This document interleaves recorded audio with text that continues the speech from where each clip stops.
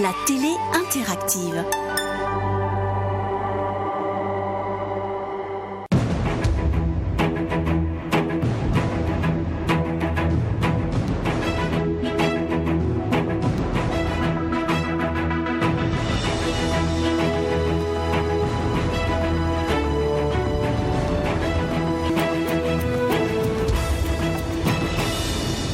Bonjour à toutes, bonjour à tous. C'est une nouvelle audience du tribunal de l'actualité.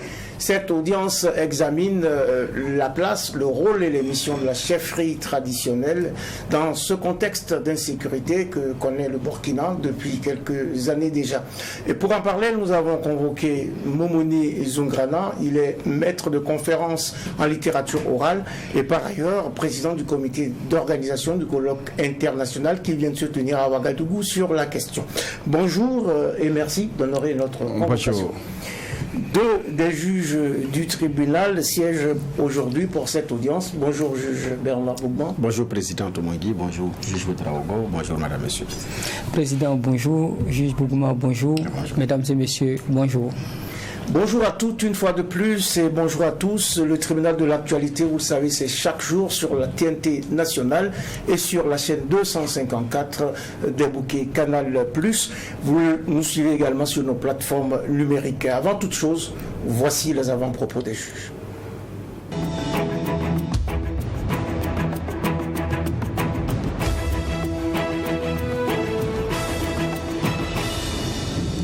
Avant-propos des juges, et on commence avec vous, juge Bernard Bougman. Merci président. Mon avant-propos concerner le séminaire sous-régional qui a lieu à Ouagadougou sur l'organisation des élections dans les périodes de crise. Et donc, il y a plusieurs pays qui ont été conviés à partager leur expérience avec le Burkina Faso, parmi lesquels le Nigeria, la Centrafrique, le Mali, le Niger, parce que ces pays ont parfois organisé des élections dans des contextes sécuritaires très difficiles.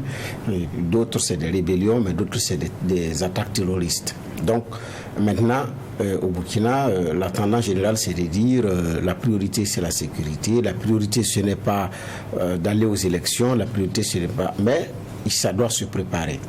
Ça doit se préparer parce qu'il y a une opinion qui doit comprendre les enjeux. Il y a un travail de fond à faire. Et puis, quoi qu'il en soit, à la fin de la transition, comme dans toute autre crise, on finira par une élection.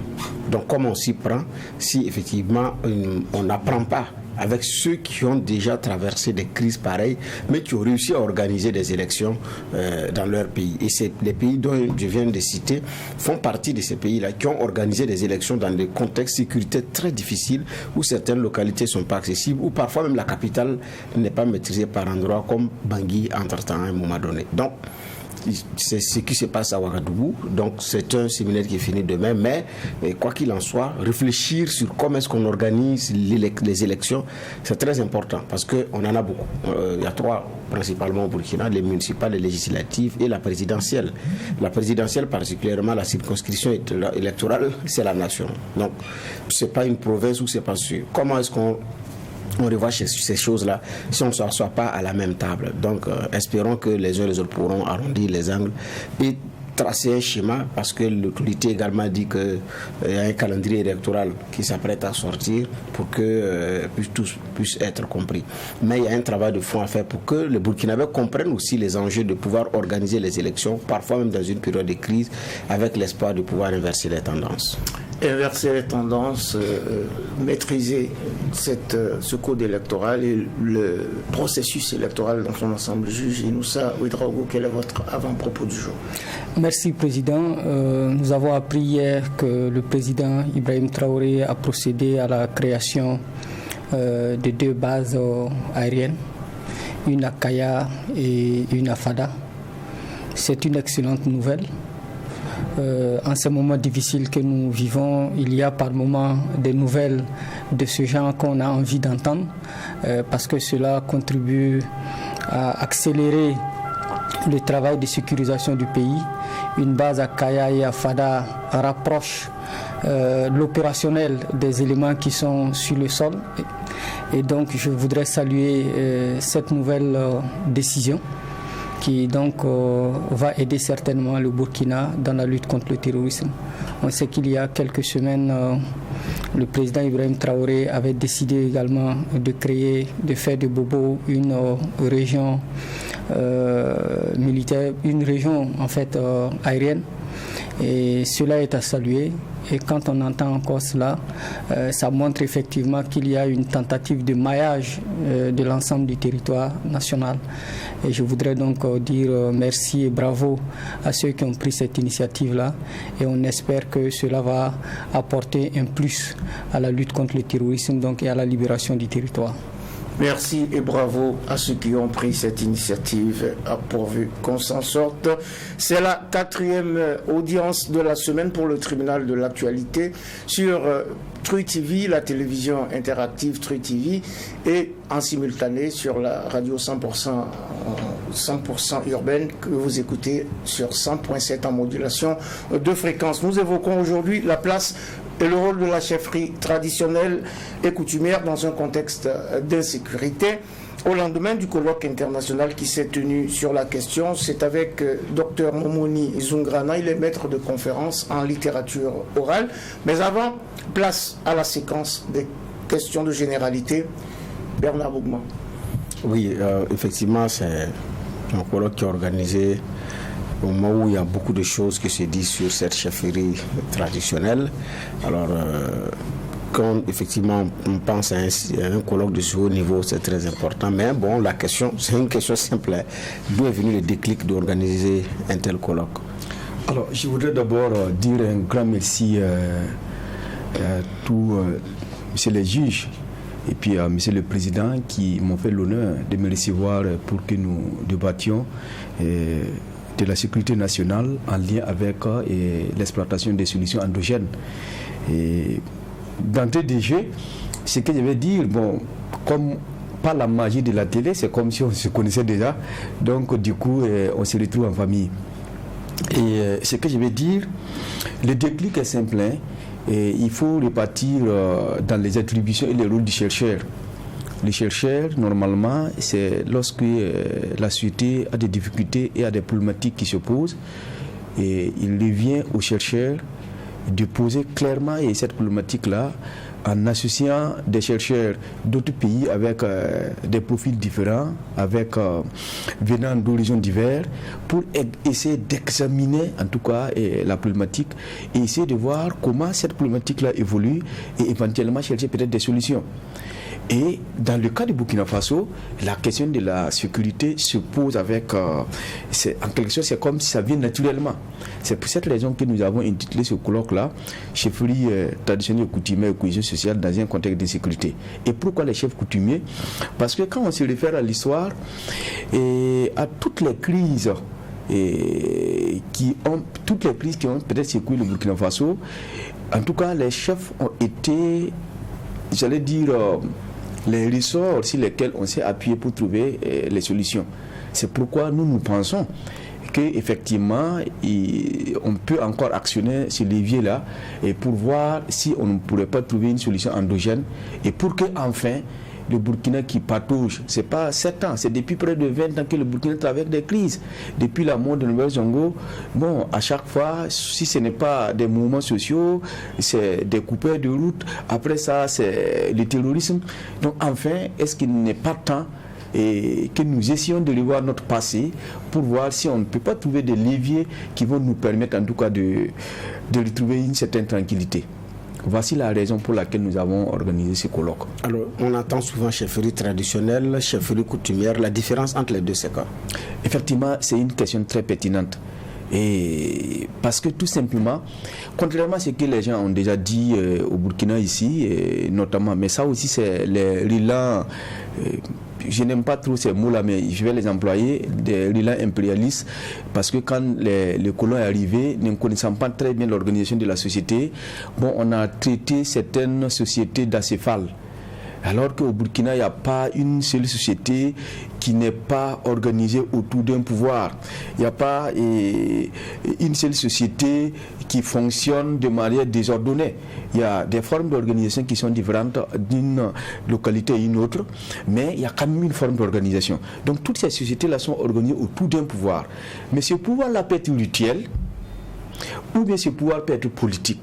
Le pouvoir rituel, c'est eux-là qu'on appelle les chefs coutumiers. Ça peut être les chefs de terre, ça peut être les prêtres, ça peut être les chefs des forgerons, ça peut être les chefs des masques, ça peut être les chefs des chasseurs, ainsi. Maintenant, pour les chefs traditionnels, c'est ceux-là qui gèrent les hommes, qui ont une vocation politique. Et dans le royaume Mora, par exemple, et vous savez comment le royaume Mora a été constitué, je ne reviens pas sur l'histoire. Mais quand ceux qui sont venus, j'allais dire du Ghana, ont commencé à s'installer ici, ils ont trouvé qu'il y avait déjà des populations autochtones. Mais il y a eu un contrat qui a été signé entre eux. Ce contrat dit quoi? Ceux qui sont venus, qui sont considérés comme des princes, qu'on appelle les Nabissi ou bien les Nakomse, ils ont pour vocation de gérer les hommes, donc l'administration des hommes, l'administration du territoire. Mais les autochtones qui étaient là, c'est eux qui vont gérer la terre et tout ce que la terre porte, notamment la faune, la flore. Donc ils ont cette vocation rituelle-là, pendant que les autres ont cette vocation politique. C'est pourquoi quand vous arrivez, en tout cas au niveau de la cour, vous allez voir qu'il y a les représentants des chefs de terre. Et quand il y a des rites à faire, c'est pas au chef de faire ces rites, c'est aux coutumiers de faire ces rites-là. Donc ça fait que chacun détient un pouvoir, de telle sorte qu'il y ait un équilibre. Et la troisième composante qu'on peut ajouter, c'est les gens d'armes. Il y a les gens de la terre, il y a les gens du pouvoir et les gens d'armes. Les gens d'armes, ça, c'est ce qu'on appelle les Tansolondamba. Et ce qui est sûr, on reviendra sur ça. Donc quand vous prenez tous les territoires burkinabés, s'il n'y a pas un chef traditionnel à vocation politique, il y a un chef culturel à vocation rituelle, qui sont très bien respectés.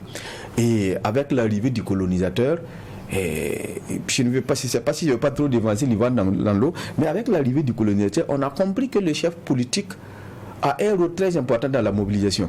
Et le colon, en tout cas, a pu exploiter ce filon-là et a installé des chefs traditionnels un peu partout au Burkina. Bon, pour des peuples qui ne connaissaient pas ça.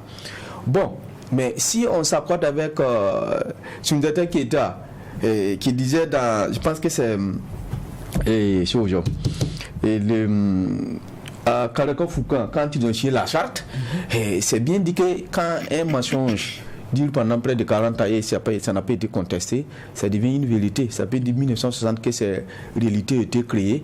On ne peut plus botter ça en touche. Donc on va accepter la situation comme telle et travailler à se comprendre, travailler à ce que les chefs qui étaient les garants de notre tradition jouent pleinement ce rôle-là. Parce que ce qui est important pour nous, c'est que les Burkinabés se retrouvent. C'est que nous fonctionnons comme une famille. Parce que pendant que nous, on est en guerre, pendant qu'on se tirait vers le bas, les autres peuples avancent. Et là, ce n'est pas intéressant pour nous qui sommes tous des patriotes. Alors, ma dernière question, c'est, il y a à côté des deux entités, chefs traditionnels, chefs coutumiers, il y a les chefs de canton. En fait, il n'y a pas de parallélisme. C'est une relation hiérarchique. Parce qu'il y a le royaume, avec le roi en tête. Et maintenant, le royaume... Et ça, bon, en fonction des royaumes, il y a une petite différence. Quand vous prenez par exemple celui de Ouagadougou, il y a les grandes provinces. Les grandes provinces, en quelque sorte, c'est comme si ça résumait quelques royaumes.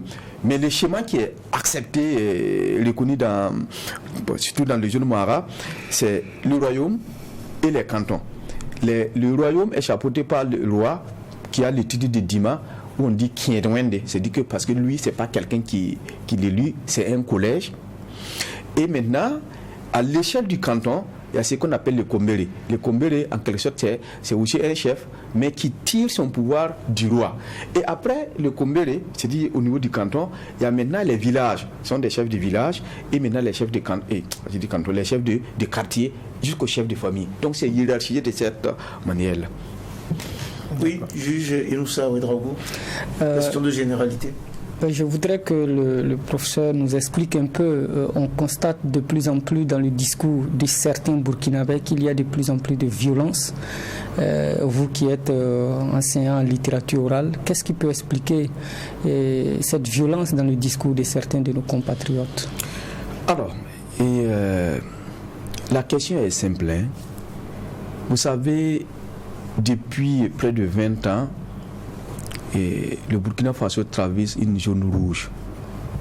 Et malheureusement, les longs régimes aussi, c'est ça le fond du problème.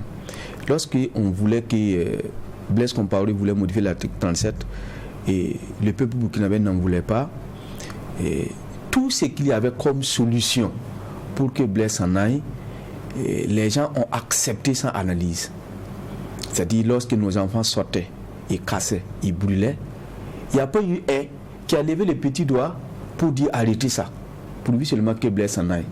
Et à un certain temps, on se demandait si le développement du Burkina Faso n'était pas lié. C'est comme si le plan de développement là, se trouvait dans les flammes. On a tout brûlé, que ce soit les palais de justice, que ce soit les mairies, que ce soit les hauts commissariats, les commissariats de police. Malheureusement, on n'a pas eu le temps de dire à ces jeunes-là que non, on peut revendiquer, mais dans la discipline, dans l'ordre, dans le respect, en tout cas vis-à-vis de son adversaire. Pourvu seulement que Blaise en aille. Il y a eu ces problèmes-là. Et si vous vous rappelez, en 1998, à la mort de Norbert Zongo, l'école burkinabé a été littéralement détruite. Pourquoi je dis ça? Et on a fait une année entière où il n'y a pratiquement pas eu de cours. Mais les élèves sont passés en classe supérieure comme si rien n'en était. Et si vous détruisez votre système éducatif, qu'est-ce que vous allez récolter comme fruit? Et ce sont ces mêmes enfants en 90 qui étaient à l'école qui sont aujourd'hui des travailleurs. Donc, cette situation de violence-là, bon, on ne doit pas être étonné parce que nous sommes en train de récolter malheureusement ce que nous avons semé. Et ce n'est pas la raison, ce n'est pas la seule raison. Mais l'autre raison aussi, c'est lié aussi au fait que nous sommes dans un monde très difficile. Avec la misère, la pauvreté, bon, il y a beaucoup de gens qui n'hésitent pas à franchir le Rubicon. Et le troisième aspect, il y a aussi les médias. Et les médias, c'est-à-dire les réseaux sociaux, je n'ai pas dit que c'est mauvais, mais on n'a pas su, en tout cas dans le contexte du Burkina Faso, mettre des mécanismes pour pouvoir mieux contrôler. Je n'ai pas dit de les museler, mais mieux contrôler pour que ce qui se disait dans des cercles restreints, qui sont des paroles qu'on ne doit pas dire en public. Dans le temps, entre amis, vous pouvez dire ce que vous avez à dire, même si c'est entre griffes des choses qui ne sont pas de bonne moralité, qui sont mauvaises, mais ça reste entre vous. Maintenant, avec les réseaux sociaux, je m'excuse auprès de ces personnes qui nous écoutent, n'importe quelle personne peut dire ces bêtises et du coup, le monde entier est saisi. Et c'est ça qui fait qu'effectivement, cette violence-là se multiplie. Et aussi, moi je voulais que les Burkinabés se rappellent et comprennent que les mêmes qui nous combattent, ils sont sur les mêmes réseaux sociaux que nous. Et souvent, sans le savoir, nous, comme des zombies, comme des moutons de Panurge, une information est véhiculée, bon, nous aussi on relaie. Et on contribue effectivement à développer ou bien à attiser en tout cas ce foyer de violence-là. Donc voilà, ça c'est mon point de vue et par rapport à cette situation. Et justement, dans nos sociétés endogènes, comment on arrivait à réguler un peu les discours dans l'espace public? Dans nos sociétés endogènes, là où c'était intéressant, c'est que l'enfant n'appartenait pas à une personne, ce n'est pas un père, ce n'est pas une mère. L'enfant appartenait à toute la communauté. Ce qui fait que le père peut être à la maison. Tu ne peux pas suivre ton enfant partout là où il est. Mais dans la nature, dans la rue, là où l'enfant se trouve, s'il y a une situation, s'il y a un comportement qui va à l'encontre, en tout cas des règles de la société, il se trouverait toujours un adulte à côté pour lui dire non, il ne faut pas faire ça. Mais aujourd'hui, quand vous prenez les rues de Ouagadougou, il faut voir peut-être un enfant qui est en train de faire des erreurs, il faut l'apostropher. Vous allez voir la réaction de l'enfant, et ça, ce n'est rien. Et si tu ne fais pas attention, tu risques de te retrouver devant un tribunal, parce que le père ou la mère viendra dire des choses qui vont vous choquer. Donc, par conséquent, bon, on a mal exploité les droits de l'enfant, on a mal exploité les droits de l'homme. Et ce n'est pas étonnant parce que quand nous voulons copier, on copie jusqu'à dépasser, en tout cas c'est eux-mêmes qui l'ont initié. C'est ça le fond du problème. Y a-t-il des possibilités encore qu'on sauve la situation? Bon, il n'y a pas... Pour ce qui concerne le discours dans l'espace public. Oui, il n'y a pas une situation qui est définitivement perdue. Mais dans les phénomènes sociaux, lorsqu'une situation arrive, ça prend du temps avant que les changements s'opèrent. Les sociologues diront qu'il faut à peu près 25 ans pour que cette génération-là, en tout cas, essaie de... Je n'ai pas dit que notre souffrance va aller jusqu'à 25 ans, mais on doit être patient et puis continuer le travail et ne pas désespérer et se rendre à l'évidence que toutes les communautés qui vivent au Burkina Faso, s'ils sont restés ensemble pendant des centaines d'années, c'est parce que tout simplement à un certain temps, s'il y a des différences entre eux, il y a des différences dans la culture, mais ils ont accepté s'accepter.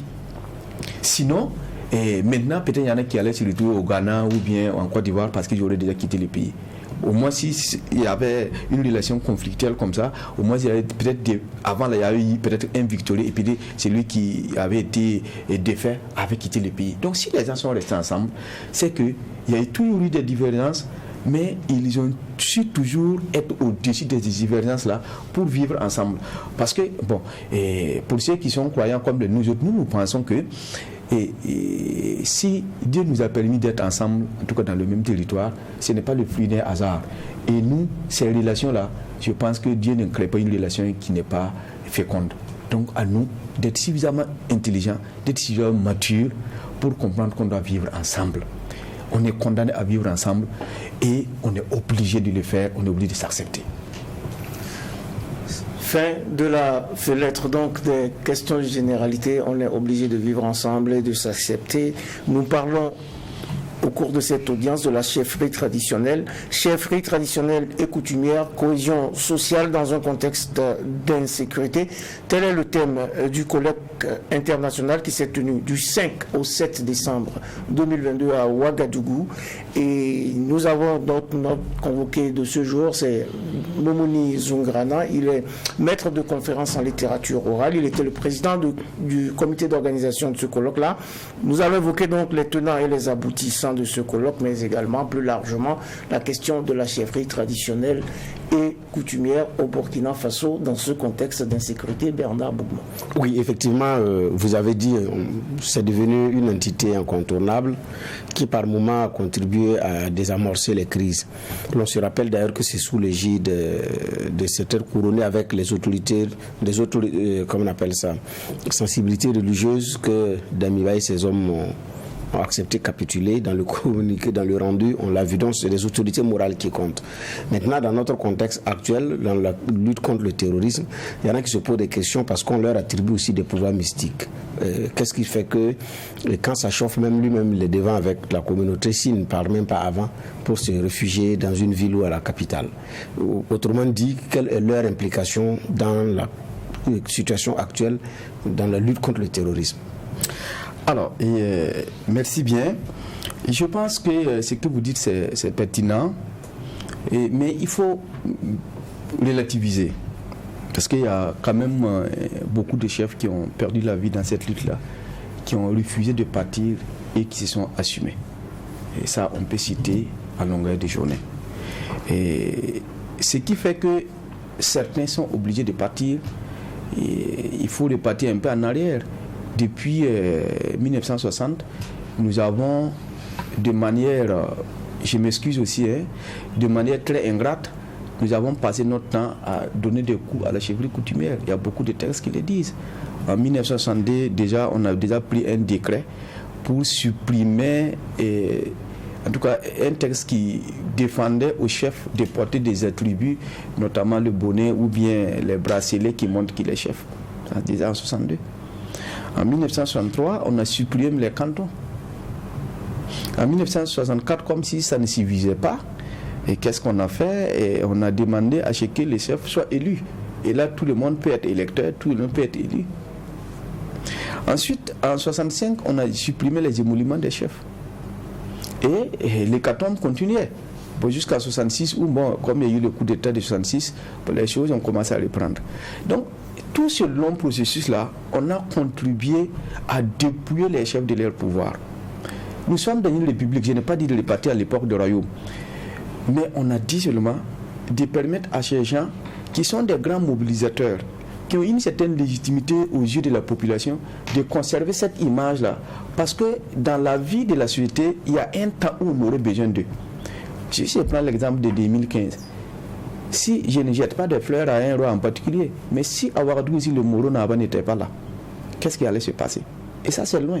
Le 30 à côté là, si les coutumiers n'étaient pas là, peut-être nos officiers, peut-être certains n'étaient pas vivants aujourd'hui. Et on n'en gagne rien. Donc on a passé tout le temps à diminuer, pour ne pas même dire humilier les coutumiers. De telle sorte que par endroit, bon, ils ne sont que, en tout cas, l'ombre d'eux-mêmes. Et par conséquent, qu'est-ce que vous voulez qu'ils fassent? Ils n'ont plus de sécurité autour d'eux. Et les entre griffes, je m'excuse, certains hommes politiques aussi travaillent à les déstabiliser, de telle sorte que dans les villages, on se retrouve avec deux chefs. Vous voyez, dans ces conditions-là, ils ne sont pas aptes, en tout cas, à rester, parce que tout simplement, les Mossi disent que lorsque la bouche parle, c'est que la nuque est protégée. Voici le fond du problème. Dans les pouvoirs mystiques, moi je suis content que vous l'évoquiez, il y a un chercheur du Bénin qui a fait une communication là-dessus, qui a montré que dans leur zone, malheureusement, comme je ne comprends pas la langue, je n'ai pas retenu le nom de leur divinité, et qui a joué un grand rôle au Bénin lorsque, en tout cas, je ne sais pas c'est dans quel royaume il a cité, et lorsque la guerre avait lieu, en tout cas c'est cette divinité-là qui était la divinité protectrice qui permettait à la population de pouvoir résister. Et ce qu'on nous dit, et même au Burkina ici, il y avait des hommes qui avaient ce pouvoir-là. Bon, aujourd'hui, avec les religions dites révélées, là aussi, il y a eu un grand problème. J'avais dit tantôt que quand nous copions au-delà. Et c'est comme si notre culture, il y a eu une confusion entre la religion et la culture, de telle sorte que, bon, tout ce qui comptait, bon, on a considéré ça comme étant de l'idolâtrie, comme étant, en tout cas, ceux qui étaient dans ce sens, étaient comptés comme les partisans de Satan. Bon, par conséquent, les gens se sont dépouillés de leur pouvoir. C'est ça la réalité des faits. Je ne sais pas si je réponds à la question de M. le juge. C'est bon. Oui, c'est bon. Juge Iloussa Ouedraogo. Merci bien.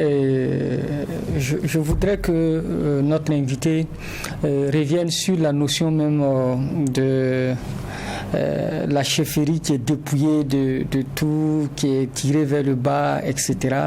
Ce sont des faits que nous ne nions pas.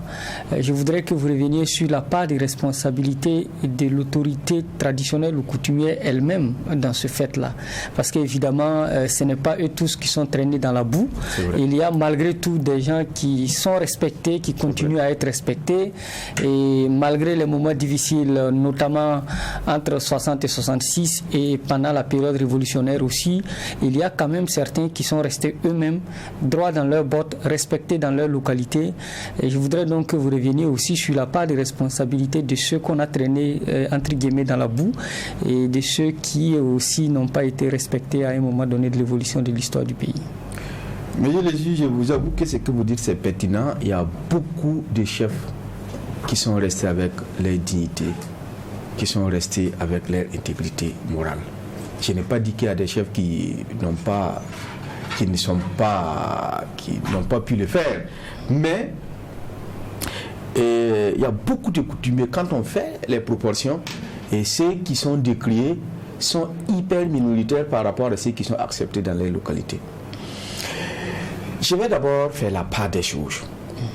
Ce n'est pas tous ceux-là qui portent les bonnets rouges flamboyants qui sont des chefs. Je m'explique.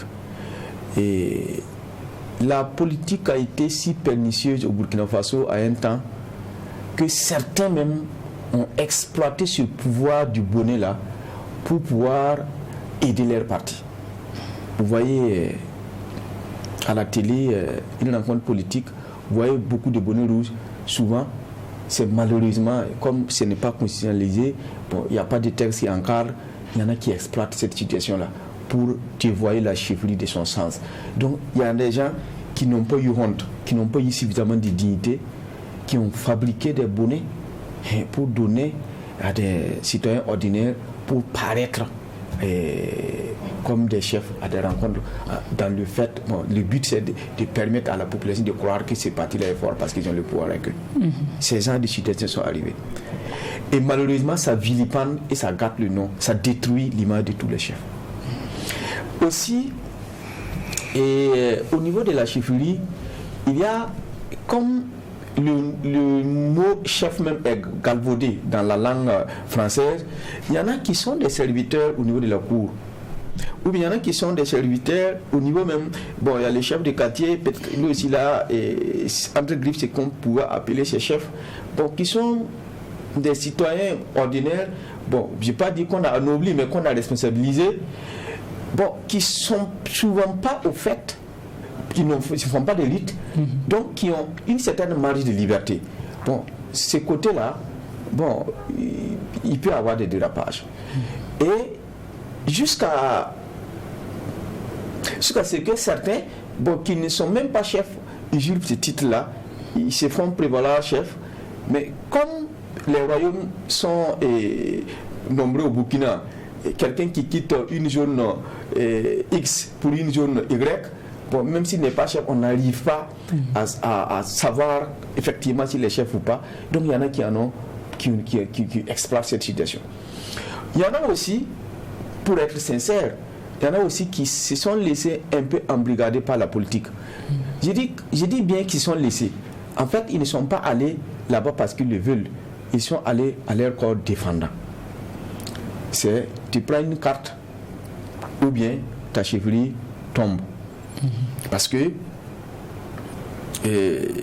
la politique politicienne a un peu été négative avec la chefferie par moment. Lorsque, comme on sait que c'est des grands électeurs qui sont des grands mobilisateurs, chaque parti politique, en tout cas, veut avoir des chefs autour de lui. Par conséquent, et quand ils arrivent à l'élection du chef, chacun veut que ça soit de manière détournée un de ses partisans qui soit là. Et par moment, si ce n'est pas le cas, on suscite en tout cas une double chefferie. Et celui-là, qui peut-être même ne devait pas être chef, c'est lui qui est choisi, et vraiment en foulant du pied en tout cas les règles de la tradition. Et comme c'est des gens qui ont été adoubés par un parti politique en particulier, non seulement il a les moyens, sa cour est bien construite, et de telle sorte qu'il éclipse même celui-là qui doit être chef. Bon, malheureusement, et quand ça arrive, et l'autre chef est obligé aussi de chercher un allié, peut-être dans un autre parti, bon, pour pouvoir subsister. Et voici, moi je ne vous l'apprends pas, et quand vous tombez dans l'arène politique, avec tout ce qu'il y a comme, j'allais dire, indignité, tout ce qu'il y a comme saleté, que vous allez sortir avec, c'est ça le fond du problème. Et ce que je peux ajouter aussi, comme il n'y a pas un statut pour les chefs coutumiers, les gens veulent que les chefs travaillent et soient les garants de nos coutumes, de nos traditions, de nos valeurs. Ils veulent que ces chefs-là agissent pour que, en tout cas, la société reste en équilibre. Mais en contrepartie, qu'est-ce qu'on les... Je ne veux même pas dire le mot donner. Qu'est-ce qu'on les attribue? Est-ce qu'il y a quelque chose qui est préparé pour les permettre de le faire? Quand je prends l'exemple des rites coutumières qui se font chaque année, il y en a qui partent de Kitwara, il y en a qui partent de Basra, il y en a qui partent de Kivu, qui s'organisent. Quand on organise ces rites-là, il y a des sacrifices à faire. Souvent c'est des moutons, souvent c'est des béliers, souvent c'est des poulets, souvent c'est même des bœufs. Souvent même, quand il y a une situation difficile, le sacrifice exige par exemple un cheval. Mais le cheval coûte combien? Un bœuf coûte combien?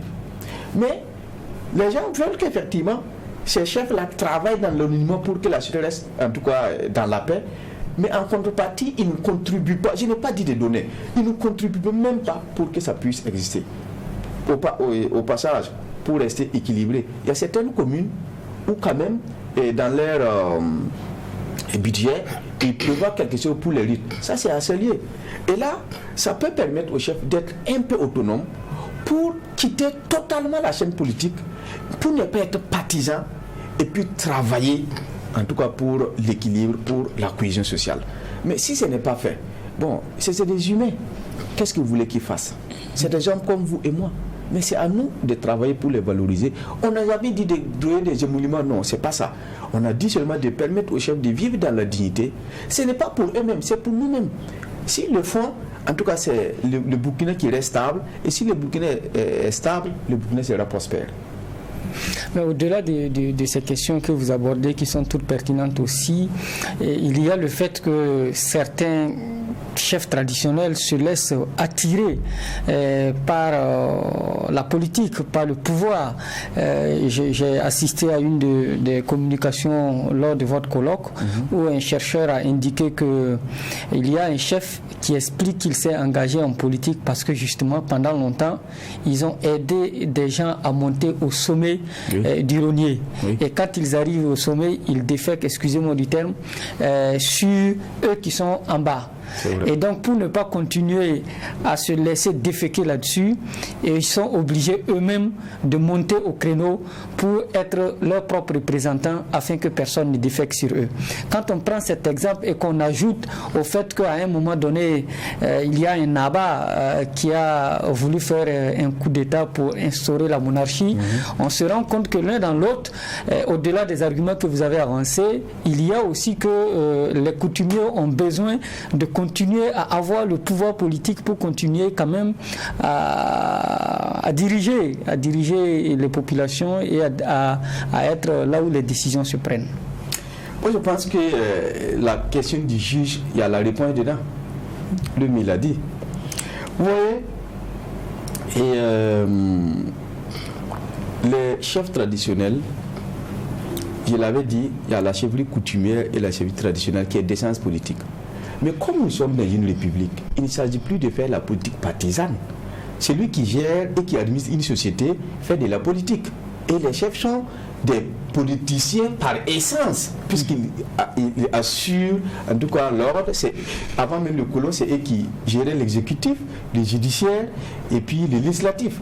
Donc c'est des gens qui sont nés pour en tout cas gérer. Mais nous sommes dans une république. Et comme nous sommes dans une république, on n'a pas dit ne pas mener la politique, mais c'est la politique partisane que les chefs doivent se départir pour pouvoir rester des éléments fédérateurs.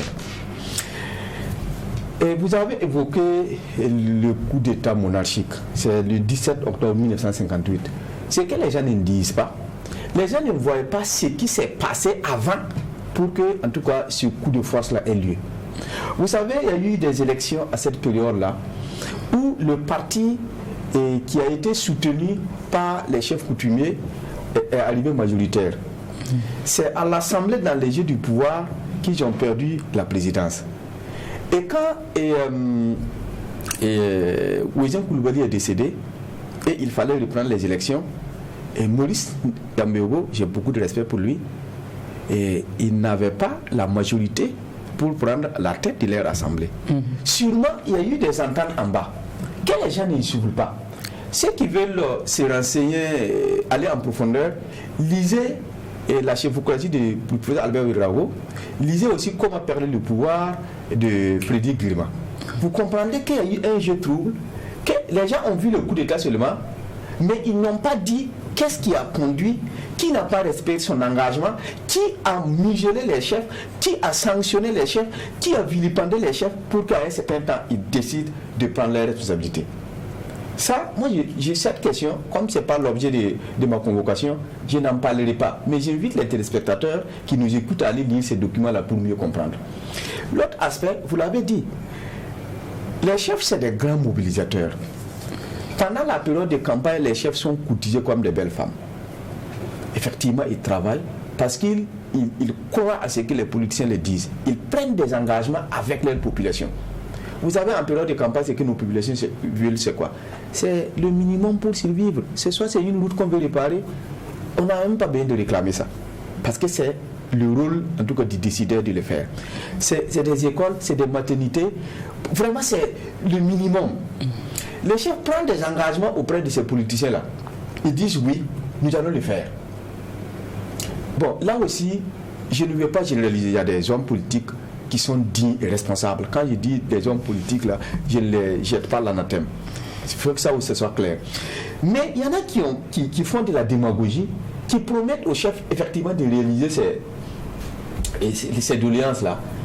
il mobilise la population part effectivement voter, l'homme politique est élu, et du coup, ce que les jeunes disent, on te ferme. Mais le chef devient en quelque sorte quelqu'un qui ne dit pas la vérité. Et les gens penseraient même que peut-être le chef a bénéficié d'un certain avantage, mais c'est peut-être eux qui ont été floués. Donc finalement, les populations ont dit d'accord, désormais, au lieu que ce soit X qui nous représente, pas te représenter toi-même. Voilà un des exemples. L'autre aspect important, c'est la communalisation intégrale. C'est bien, mais on est allé trop vite.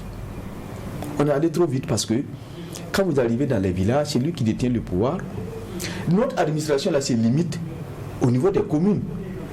Le village qui est là-bas, en dehors des CVD et récemment avec les conseils qui est là-bas, c'était le chef qui était le mobilisateur, c'était lui qui était le régulateur.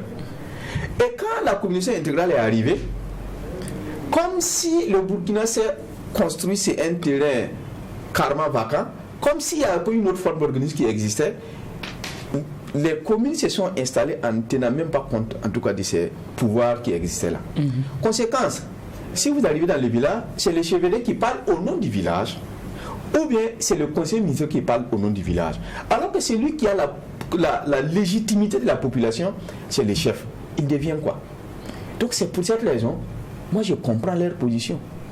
Et je pense que le CGD a mené des études, et je n'ai pas exactement les termes, et en tant que scientifique, je ne vais pas être dans les extrapolations. C'est pourquoi je ne donnerai pas des chiffres. Mais la majeure partie des chefs coutumiers qui ont été touchés dans les enquêtes là, beaucoup ne veulent pas faire de la politique. Nous, au niveau de l'association Racine, c'est une association qui regroupe des chercheurs, des anciens chercheurs de toutes les universités du Burkina Faso, mais aussi des étudiants doctorats et en master, mais aussi des coutumiers, puisque c'est eux les praticiens. Nous, lorsqu'on voulait organiser les élections de 2015, nous avons fait le tour pour sensibiliser et les sociétés civiles, et les coutumiers, les leaders d'opinion, pour que les élections se passent dans la paix et dans la tranquillité. Et même s'il y a des contestations à faire, que les gens ne partent pas dans la rue, mais il y a des structures attitrées pour ça. Quand on a fait le tour, tous les rois que nous avons rencontrés, parce que ce que les gens ne comprennent pas aussi, la chefferie coutumière a créé une structure qu'on appelle le Conseil supérieur de la chefferie coutumière. Et cette structure-là regroupe tous les rois du Burkina Faso, que ce soit dans la zone Mara, que ce soit dans la zone de l'ouest, de l'est, et vous avez vers l'est, vous avez vers l'est, vous avez Fada, vous avez les grands massacres de Dougou, vous avez le Pau de Pau, vous avez le beau mandarin à Bobo, vous avez les chefs Gyan, vous avez les émirs, que ce soit Dibo, Dori, Yaga, tous ces émirs là sont dedans. Maintenant, vous avez les Dima de Tankodoro, vous avez Boussouma, vous avez les Dima Yatenga, et cette structure-là, la présidence est attirée par le Moronaba. Et tous ces chefs-là, nous avons fait le tour avec leur bénédiction pour dire aux gens, vous êtes des grands électeurs, à ces élections-là, faites tout, parce que le Burkina vient de quitter un coup d'État, faites tout, le Burkina est sorti d'une transition, faites tout pour que le pays reste stable. Mais ces chefs que nous avons rencontrés, il n'y a pas eu un seul qui dit que nous là on veut aller en politique. Même ceux qui sont dans l'arène politique qui disent non, ils expliquent pourquoi ils sont là. Et quand vous les expliquez, quand vous les écoutez de manière détachée, vous les écoutez en tout cas sans être quelqu'un qui tombe dans la critique facile, vous constatez que effectivement ils ont raison. Donc pour moi, ceux qui partent en politique, on peut les critiquer, mais il faut analyser pour comprendre pourquoi ils le font. Sinon, ils ne le choisissent pas pour eux-mêmes. Oui, juge Bernard Bougma. Oui, mais la question c'est que faire. Ailleurs, une bonne parade effectivement a été trouvée pour que les choses se passent bien. Bon, ici, ils ne sont pas dans le dispositif, dans l'organigramme républicain. Mais quand il y a un problème, on va vers eux. Merci. Que faire? Il y a d'ailleurs une communication de ce colloque qui a porté sur la chefferie traditionnelle et coutumière face aux défis de la démocratie. Ok, la solution est simple. Hein. Et d'ailleurs, à cette communication, à ce colloque-là, mon frère ami, lui, il a pu participer, il a suivi quelques communications. Il y a eu exactement 51 communications de près d'une dizaine de pays. Et ceux qui sont à l'international ne les a pas comptés, puisque c'est en hybride, communication en présentiel et en distanciel. Alors, c'est unanimement, tout le monde a reconnu que cette institution-là, c'est une mine d'or qu'on peut exploiter favorablement. Il y a un état d'esprit qui avait circulé lorsque les premières heures de l'indépendance, bon, il fallait tout décapiter. Bon, et cette image-là est restée dans la tête des gens. Nous, en organisant ce colloque, c'est pour permettre aux gens de mieux comprendre la chefferie. Parce que quand vous ne comprenez pas quelque chose, naturellement, bon, vous êtes prêt à pouvoir jeter le bébé avec son eau de bain. La réponse à votre question, elle est simple. Et c'est la résolution d'ailleurs de cette colloque-là et la motion de recommandation. Il faut constitutionnaliser la chefferie coutumière. Il faut trouver un statut pour les chefs coutumiers. Mais vous constitutionnalisez, vous trouvez un statut, c'est-à-dire que vous donnez des moyens. Alors qu'aujourd'hui, avec la floraison des bonnets, où vous dites qu'il y en a qui quitte une localité pour aller dans une localité très loin, qui prend un bonnet, qu'est-ce qu'on fait? Non, naturellement, avec la constitutionnalisation, on va réglementer la chefferie coutumière. Ce qui est notre grand problème aujourd'hui, c'est que la chefferie n'est pas réglementée. Regardez par un exemple. Mes esclaves de Fada, aujourd'hui, ils sont dans une situation très inconfortable. Et qu'est-ce que la République a pu faire? Ce que la République veut faire dans une situation qui frise les désordres. Je dis bien les désordres parce qu'ils sont mes esclaves. Ils sont obligés de l'accepter. Le mot est un peu fort, mais mes esclaves, acceptez que vous êtes dans une situation de désordre. Si vous ne pouvez pas gérer Fada, nous, on a qui va envoyer en tout cas quelqu'un pour vous régenter. Là, vous êtes dans la parenté à plaisanterie. Voilà. Merci. Il faut bien comprendre. Tout à fait. Pour ceux qui ne connaissent pas ce mécanisme, que vous êtes dans la parenté à plaisanterie. Alors, et ce qui s'est passé, par exemple, dans cette localité, le pouvoir et l'administration était sensible. Mais que faire? L'administration a les mains et les pieds liés. L'administration, ce que l'administration peut faire, c'est tout faire pour que la population ne s'affronte pas. Mais si c'était réglementé, comme au Bénin à côté, comme au Togo à côté, comme au Niger à côté, comme en Côte d'Ivoire à côté, une fois que le chef est élu, c'est lui-là qui veut outrepasser, en tout cas les textes, mais c'est la République qui parle. Mais ici, nous sommes dans une situation... Là-bas, c'est organisé de telle sorte que l'administration supervise la désignation. Tout à fait. Okay. Et une fois que le chef est élu, il y a un texte qui est pris pour dire que désormais, voici lui-là qui est chef. Et personne, et en ce moment, l'administration connaît. Donc, moi, je trouve, ce n'est pas quelque chose de très facile. Mais ce n'est pas parce que c'est difficile que nous ne devons pas oser. D'autant plus que c'est utile. Voici ce que je voulais dire par rapport à cette question. Oui, juge Bougna. Oui, justement. Parce que pour la question des statuts, ce qui a été posé, c'est qu'il y en a, on dit, il y a des localités, les organisations sociales sont différentes. Il y en a qui ont un chef avec tout ce qui va avec une cour des ministres. Mais d'autres, comme vous l'avez dit, c'est un pouvoir rituel. Ce n'est pas un pouvoir politique. Comment on organise cela également?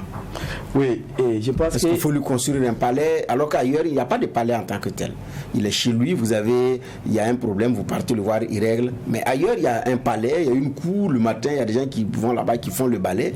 Mais comment on organise avec toutes ces différences-là? En fait, je suis tenté de dire que ceux qui sont en train de dire comme ça, ils sont un peu en retard. Je comprends. Et si vous avez remarqué tantôt, au début, j'ai dit qu'il n'y a pas, cette société ouvrière n'est pas organisée. Et j'ai dit tantôt que toutes ces jeunes-là, depuis 1960, là, ils ont des chefs traditionnels en ce moment. J'ai bien de dire ça.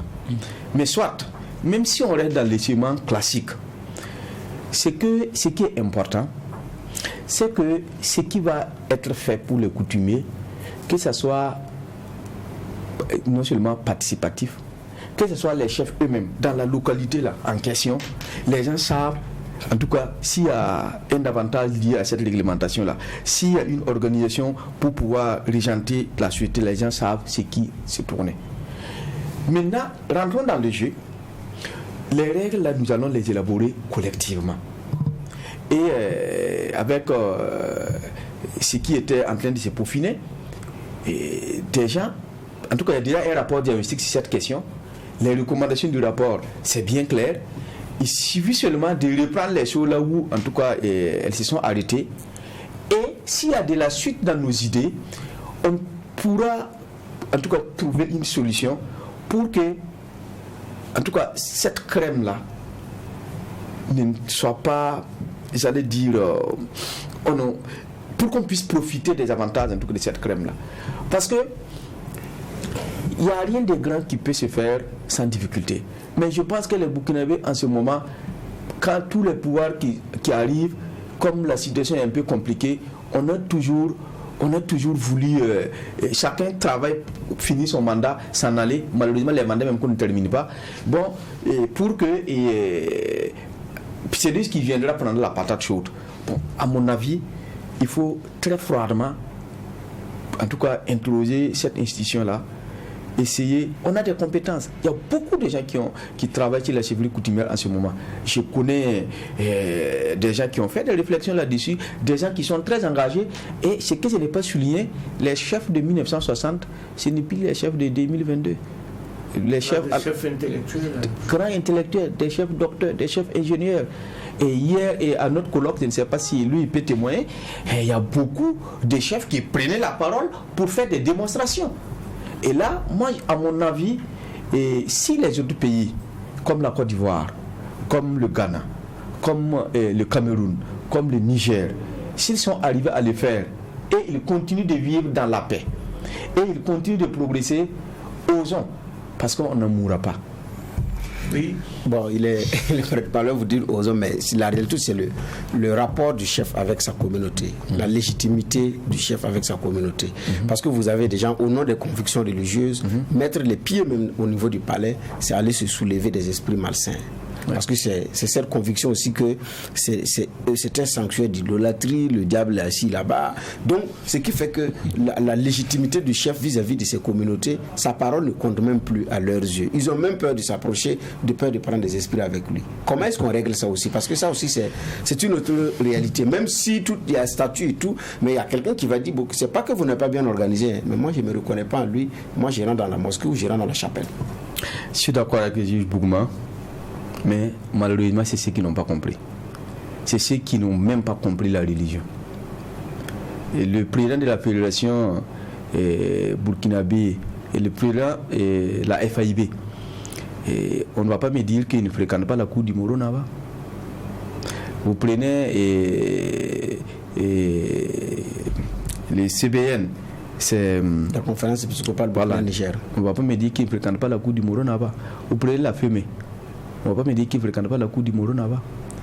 C'est-à-dire, dans la religion, malheureusement, et c'est heureusement que c'est le plus petit nombre, il y en a qui n'ont pas très bien compris la religion, qui opposent la tradition à la religion, qui prend la culture, j'allais dire, d'où est venue cette religion-là pour opposer à notre culture. Ce sont ces gens, peut-être, qui ne sont pas minoritaires et qui sont minoritaires, ce sont ces gens peut-être qui ont ces raisonnements-là. Mais maintenant, il ne s'agit pas de les botter en touche. Il s'agit de continuer ces genres de colloques-là pour qu'ils comprennent. Il s'agit de continuer la sensibilisation pour qu'ils puissent s'éclairer davantage, parce que la religion ne doit pas nous écarter les uns les autres. La religion doit nous souder. La religion doit être fédératrice. La religion doit nous amener à vivre en famille. Vous voyez, la religion traditionnelle, c'est pas une religion qui exclut. Non, c'est une religion qui accepte les autres croyances. La preuve, toutes ces religions, quand elles arrivaient au Burkina, et pourquoi les mosquées entourent, en tout cas les cours? Vous prenez la cour royale, presque un peu partout, vous allez voir que soit une mosquée à côté, soit une chapelle à côté. C'est parce qu'ils sont acceptés. Et ce sont ces mêmes-là qui ont en tout cas pris une partie de leur, de leur espace, et qui ont autorisé, en tout cas à ces religions, les installer. Et pendant les fêtes, il n'y a pas cette fête musulmane ou catholique où les premiers responsables ne se déportent pas chez les chefs, faire des bénédictions et puis repartir tranquillement. Mais maintenant, tout ce que ce grand groupe fait là, on ne doit pas éclipser ça au profit d'une minorité qui n'est même pas audible. il faut peut-être continuer la sensibilisation pour qu'on comprenne. Il faut continuer la sensibilisation pour qu'on comprenne. En tout cas, nous avons abordé la question de la chefferie traditionnelle. Le temps qui nous est imparti pour cette émission est arrivé à son terme. Notre convoqué du jour s'appelle Moumouni Zungrana, maître de conférences en littérature orale. Il était également président du comité d'organisation du colloque international qui s'est tenu récemment à Ouagadougou sur la question. Merci d'avoir honoré notre convocation. Merci aux juges qui ont siégé aujourd'hui. Bernard Bougma, merci. Merci. Merci au juge Inoussa Ouedraogo et merci aux équipes techniques de réalisation, ainsi qu'à vous tous, auditeurs et auditrices de Watt FM, téléspectateurs et téléspectatrices de Tri TV, pour votre attention et pour votre fidélité. Le tribunal de l'actualité vous retrouve demain, même chaîne, même heure, pour une nouvelle audience avec un maillet toujours aussi juste, incisif et sans complaisance.